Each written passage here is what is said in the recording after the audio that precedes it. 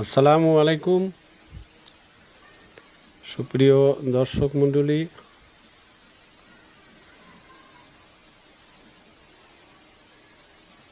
গত পর্বে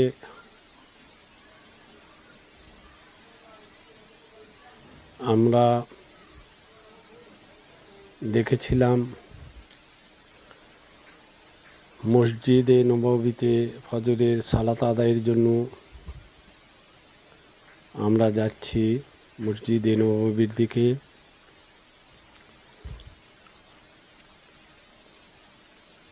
এ পর্বে আমরা দেখব মসজিদে নববীতে ফজর সালাত আদায় করে আমরা বেশ কয়েকটি ঐতিহাসিক দর্শনীয় স্থান পরিদর্শন করব।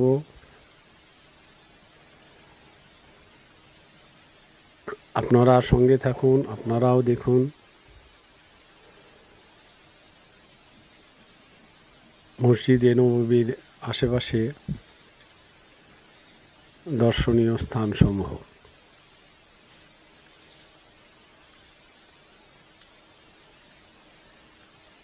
প্রিয় ভিউয়ার্স, ভিডিওটি লম্বা হতে পারে, তাই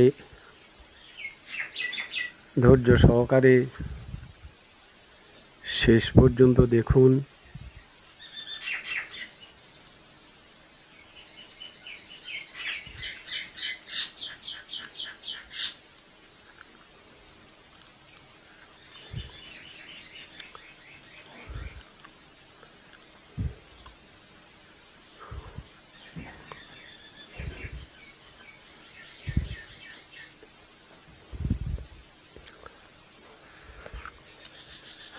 হারামাইন হজ গ্রুপের কতিপয় হাজিগণ সহ ফজর সালাত শেষ করে আমরা মসজিদে নববীর আশেপাশে কয়েকটি দর্শনীয় ঐতিহাসিক স্থান পরিদর্শন করব। আপনারা দেখতে পাচ্ছেন নামাজের বিছানায় এখনও অনেকে বসে আছেন। তারা তসবিহ তাহলিল এবং দোয়া দরুদ পাঠ করছেন। আমরা যে দিক দিয়ে চলছি এটা চলাফেরার রাস্তা, এখানে নামাজের বিছানা নেই। আমাদের ডান দিকে নামাজের বিছানা পাতা আছে। মসজিদে নববীর চতুষ্পার্শ্বে বিশাল এলাকা জুড়ে যখন জামাত শুরু হয় তখন মসজিদে নববীর চতুষ্পার্শ্বে বিশাল এলাকা জুড়ে মানুষ নামাজ আদায় করে থাকেন। তারই একটা অংশ আমাদের এই ক্যামেরা বন্দি হয়েছে, আপনারা দেখতে পাচ্ছেন। আমরা একটা গেটের সামনে চলে যাচ্ছি। হাজার হাজার লোক ভিতরে এবং বাইরে হয়ে আসছেন। সামনে আল সালাম মিউজিয়াম দেখা যাচ্ছে। আল সালাম মিউজিয়ামের ভবন, সাইনবোর্ডে লেখা রয়েছে আল সালাম মিউজিয়াম। আমরা তার সামনের দিকে আছি এবং আমাদের হাতের বামে একটা গেট দিয়ে অসংখ্য লোক ফজরের সালাত অন্তে বের হয়ে আসছেন। আমরা আল সালাম মিউজিয়ামকে হাতের বামে রেখে সামনের দিকে এগিয়ে যাচ্ছি। আল সালাম মিউজিয়াম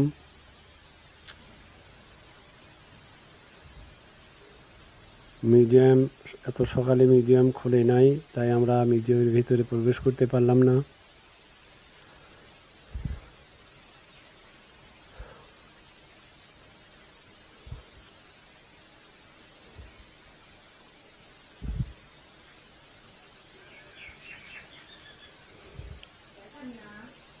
আমাদের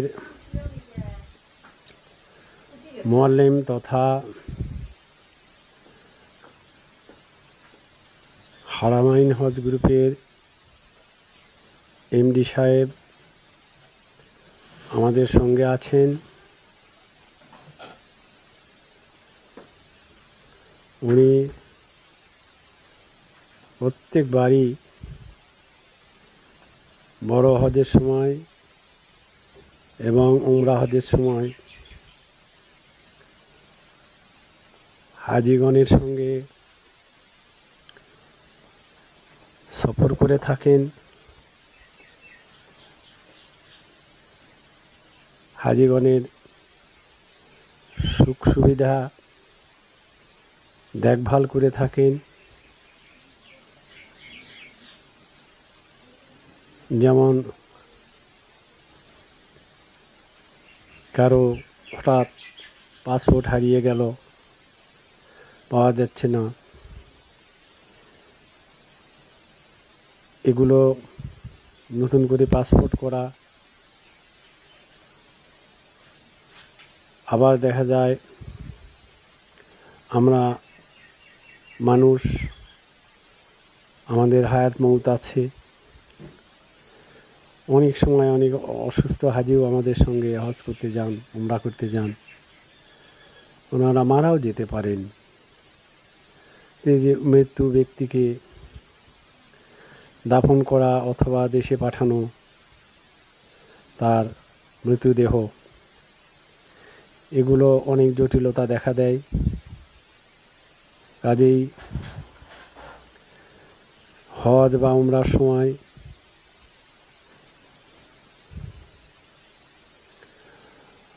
মুআল্লিম সাহেব তথা হজ এজেন্সির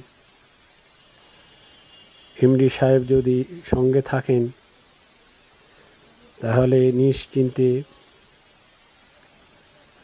হজ বা উমরা সফর সম্পন্ন করা যায়। দুর্ভাগ্যবশত কোনো বিপদে না পড়লে এমডি সাহেবকে দেখা যাচ্ছে উনি আঙ্গুল দিয়ে দর্শনীয় স্থানগুলো দেখাচ্ছেন হাজিদেরকে। হতে পারে ব্যতিক্রম, হয়তো পাসপোর্ট হারিয়ে গেল, কাগজপত্র হারিয়ে গেল, হতেই পারে। যা হোক,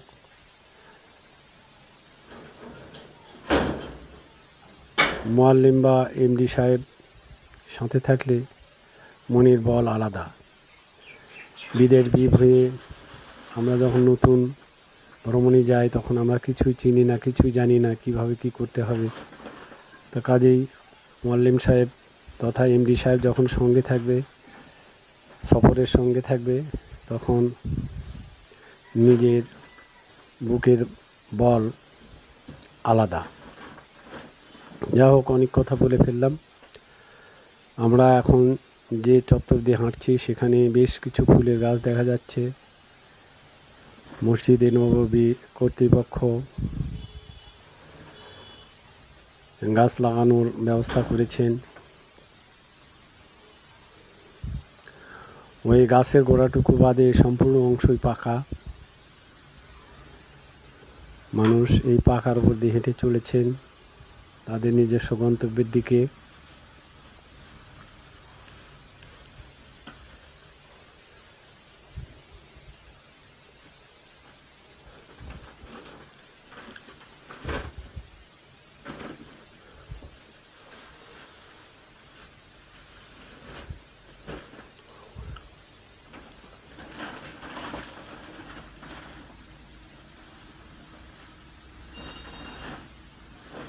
সুপ্রিয় দর্শক,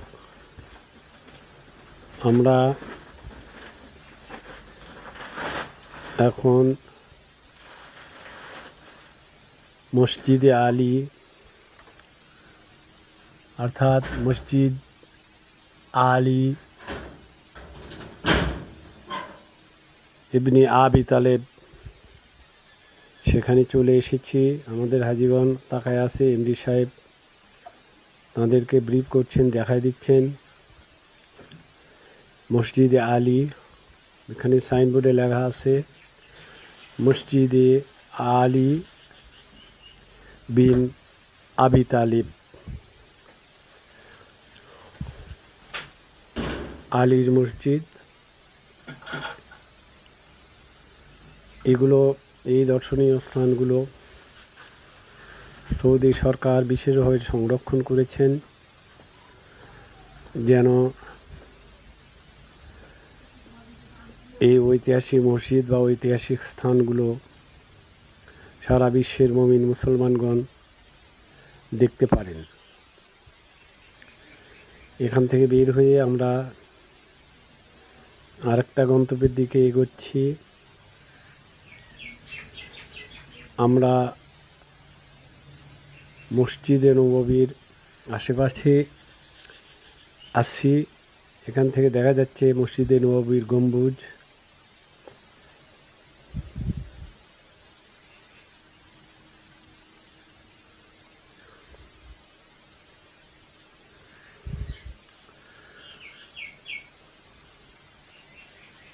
সকালবেলা ফজরের নামাজ শেষ করে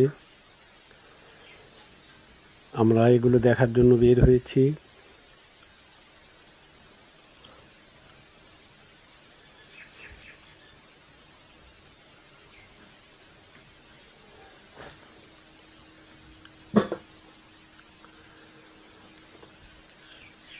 হালকা নীল জার্সি পরিহিত হারামাইনের হাজীগণ ধীরে ধীরে এগোচ্ছেন।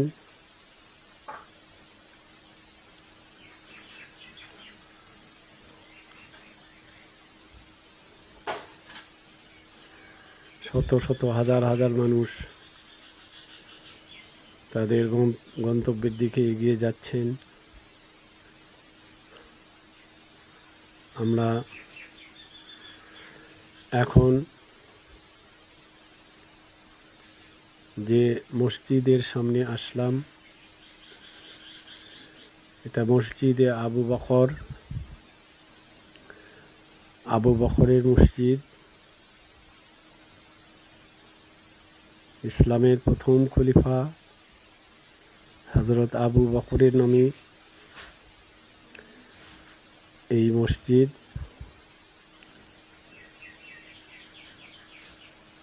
এর ভিতরে গিয়ে অনেকেই নফল নামাজ আদায় করে থাকেন।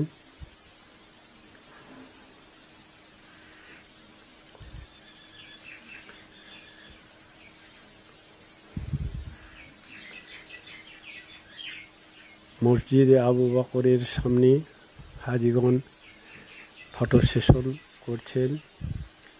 এখানে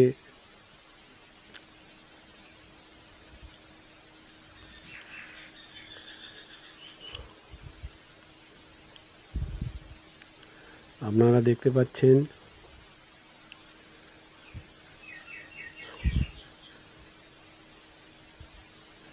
আমরা আরেকটি মসজিদের সামনে যাব। এটা হলো, আপনারা দেখতে পাচ্ছেন, এটা হলো মসজিদ আল গামেদি। সুপ্রিয় দর্শক, আজ এই পর্যন্তই, এই পর্বে এই পর্যন্তই। মসজিদ আল গামেদির সামনে এসে আমাদের এই ভিডিও শেষ হচ্ছে। ভিডিওটি ভালো লাগলে সাবস্ক্রাইব করুন, শেয়ার করুন এবং লাইক দিন। ধন্যবাদ সকলকে। আসসালামু আলাইকুম।